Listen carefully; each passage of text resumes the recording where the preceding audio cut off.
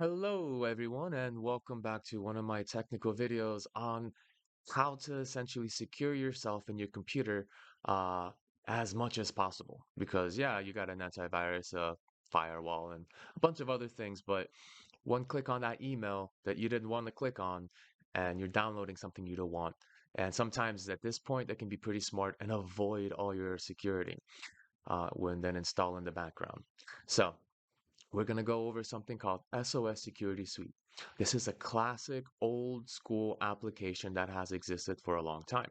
What it does is it gives a regular user administrative abilities without going to a technical education school for 2, 3, 4 years and becoming an IT professional.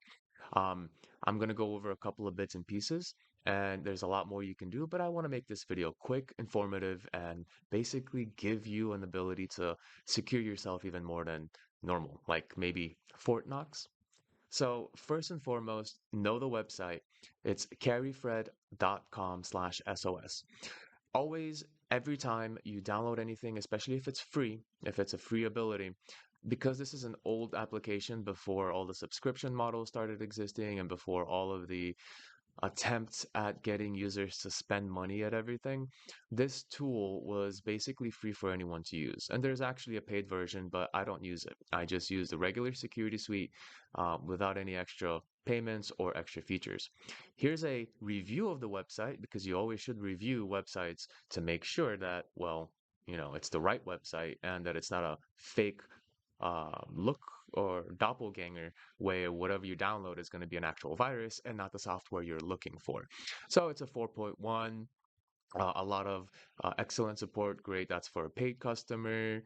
UAV case best on the market. So again, these are also a case for like the antiviruses.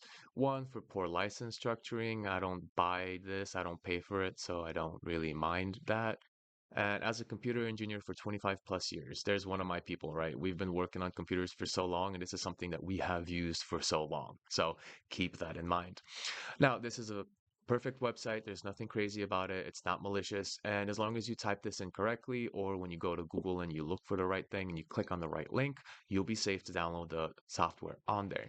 And that's a little bit on the website and the background and the security of the actual website. So let's dig into the actual application. So this is what it is, SOS Security Suite. It's very easy to install. It's basically a copy and paste of files. It's not even an installation. You just copy the files from the zip folder wherever you want to put it. You don't have to install it in the programs folder. You can put it in any folder really, and then just double click on the executable. That pops up this. So you can take a quick scan on what's going on with your computer.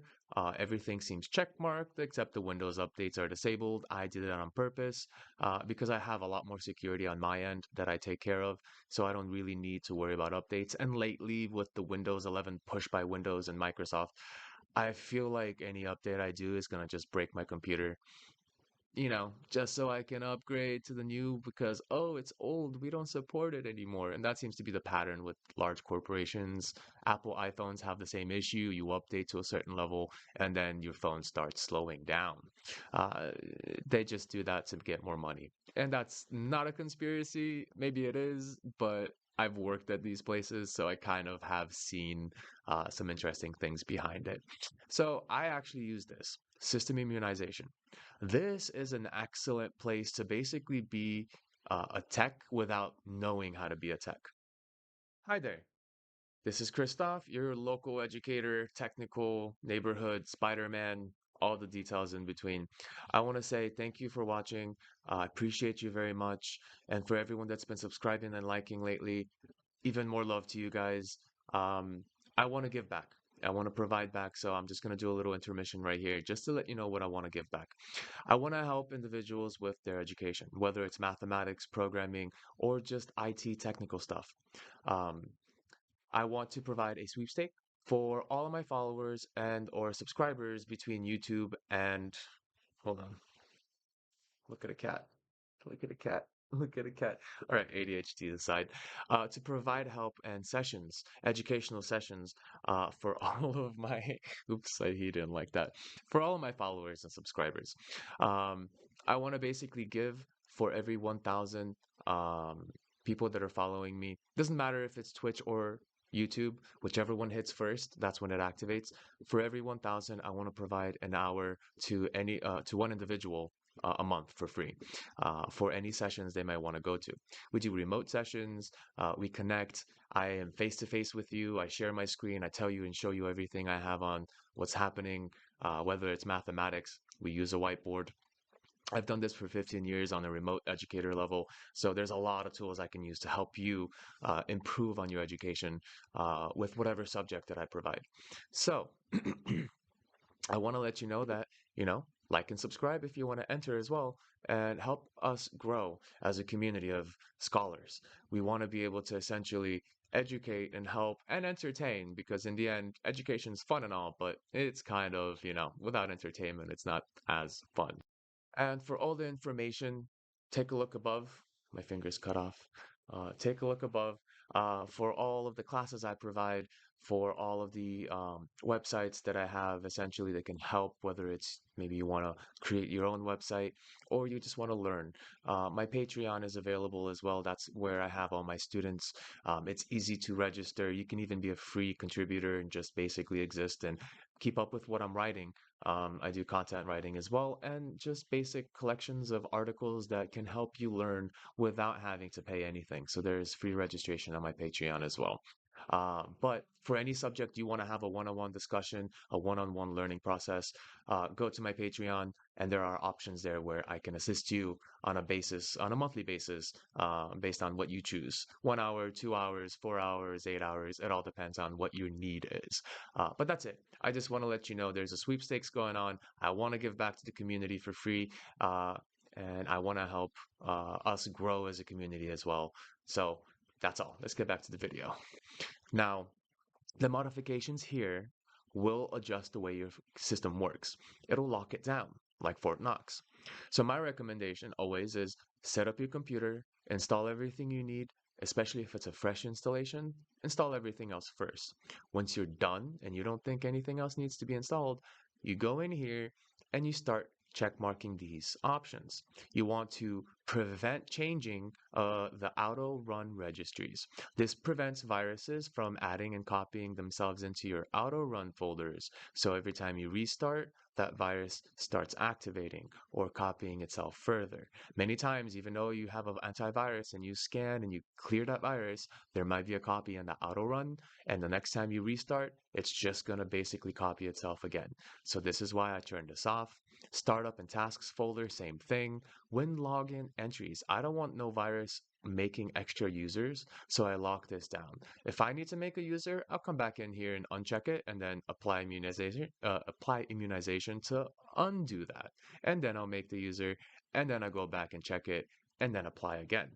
This is the technique for completely locking down your system so that nothing does anything without your knowledge.